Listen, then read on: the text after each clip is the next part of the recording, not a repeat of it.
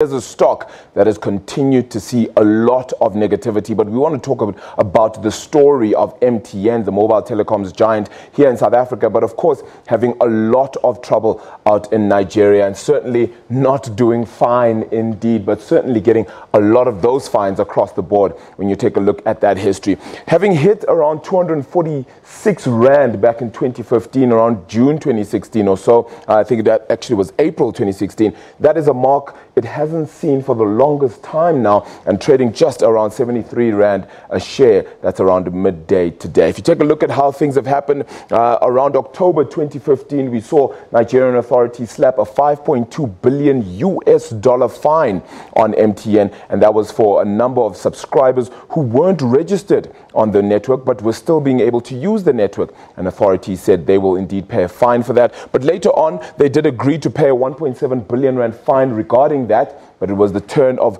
what was meant to be a turnaround strategy, even bringing in on board a new CEO, Rob Shutter, taking over and was appointed as CEO around 2016 as well. His first set of earnings meant that he was going to be, unfortunately, experiencing a record loss. And that was the first time that MTN had recorded a loss in that full year of 2017. Fined then $8.5 million, and perhaps not in the billions, but certainly showing how bad things were. And that fine was in Rwanda. And that brings us all the way now, where you thought there could be some recovery, but certainly not happening along that way.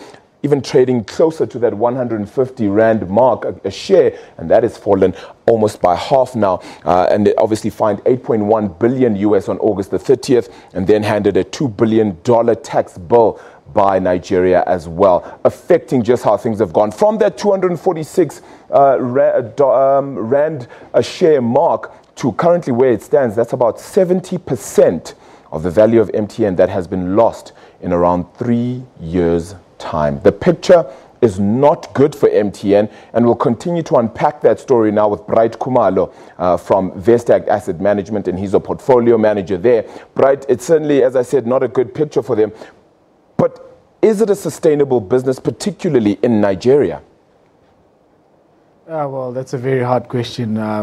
Currently, there's a lot of uncertainty, as we can see that for sure, the Nigerian regulators are trying to push MTN out of the Nigerian market, which makes you think, as an investor, that they might be actually, happier with somebody else. You don't know, maybe it's number 2, number 3, or number 4, but they're certainly trying to, shoot this business down so they can pack and leave, probably, so they could push whatever agenda they have in the back. Some say there is some sort of different agenda, whether it be they're trying to repatriate as much funds out of them as possible because they have an upcoming election. At the same time, regulators may even be saying to themselves, well, this is a company we can continue to milk. We've clearly been able to get money out of them initially with that 1.7 billion. We can continue to do so now. So do you think that is the sentiment, or is MTN really just flouting laws in Nigeria?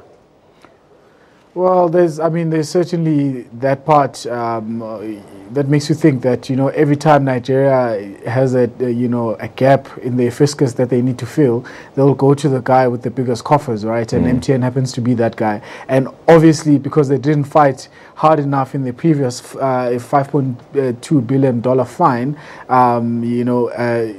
they were able to pay that. Surely they should be able to pay this too. They seem to be the easy target, if you want to call it that, which is not good for investors, especially the 15% of the people that own the MTN shares are actually government employees and retirees who used to work for the government. It's not good. It's more like an attack on South Africa as it is currently. Is it a business that MTN will want to keep? It's a third of their business. It's a big part when it comes to whether it be subscriber numbers, whether it be revenue as well. Do you think they want to keep it? Of course, you want to keep it. You have to fight till the end, Even if you're on the floor and you're getting, your hiney kicked, you still have to fight till the end. And I think that's what MTN is going to do here. Said maybe it was a market where MTN was the 7th carrier or the 8th carrier. There wouldn't be a point to fight. Whereas here, actually, it makes sense to fight. Take it to the highest court. Maybe get a mediator or politicians to come, sort this thing out in Nigeria, because it looks like an attack on just one company, and it's not good. And unfortunately, for the future of, you know, the Nigerian economy, it's going to be worse, because all the investors that were looking into investing into the, you know, into the country Nigeria are like, maybe we shouldn't go there. Let's halt our projects and maybe look at other opportunities, because Nigeria is not open for business. Yeah. As you said, it doesn't entice anybody else to sort of go there, but it does, however, give you a relatable sort of faction of how the rest of Africa is really as a difficult market. But they've had success in these difficult markets for quite some time. Do you think now is the time to divest from a lot of these difficult nations, or is this perhaps the time to really go into them, considering how difficult it is in South Africa too? Nah, I wouldn't say that it's time to, you know, call it quits everywhere, because where would they go?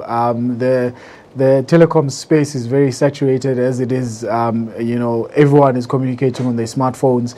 It's a market, basically, you know, it's a first mover advantage type of market, where MTN was a first mover in many of these regions that you're mentioning. So it wouldn't make any sense for them to leave. You know, the investment case for MTN was actually being the, you know, emerging markets carrier. And they were good at that because they were number one in these markets. So to say now divest into that, you know, the initial premise, doesn't make any sense. Yeah. Let's talk about some other earnings as well to have come out at least today, particularly Richemont. I mean, they continue to make watches and luxury brands, and I'm the envy of all of the watches that they make. But is that market still feasible? Does it seem like that market is still viable? Those results coming out of Richemont, I think it was a 5-year trading statement?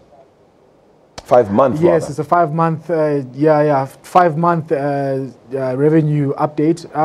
Looking very strong, contrary to popular belief that millennials don't like luxury stuff. I'd say no to that, because we're seeing the luxury goods companies like Gucci and Richemont printing very exceptional numbers. Richemont specifically, now back to them, an increase of 26% in terms of their revenues. That's the only number they gave us, basically to 5.6 billion euros. You know, all the regions that they operate in, Americas, Asia Pacific, China, all of them, you know, firing on all cylinders, except for the UK and the Middle East. Their growth isn't doing well. And if you look at the broad portfolio, basically all of those regions, all those different products also doing exceptionally well. So it's because we're in a, you know, globally speaking now in general, we're in a growing economy. People, you know, more millionaires are going to be made, and people want to spend more on gifting, you know, luxury items for their loved ones. And Richemont is in the right place at the right time, I guess. Look, I'm a millennial and I love their stuff, so certainly that trait is certainly not true. But very quickly, Bright, 15-16 against the US dollar, that's the rand right now. Better or worse considering economic data you expected? We've seen, we saw it last week, not doing very well after the GDP numbers. Certainly has strengthened since then, but it's going to be more an emerging market story against the dollar, just versus just a South Africa standalone story, you know, as compared to the US dollar. So there's many moving parts there. We're talking about Argentina, Turkey, and other emerging markets that aren't doing so well, and hopefully, you know, I pray and hope that it doesn't get to a point where we are likened to the likes of Argentina. I don't think you're the only one praying for something like that not to happen. South Africa, of course, and that is the markets there. Bright Khumalo, portfolio manager at Vestact Asset Management, giving us that as well.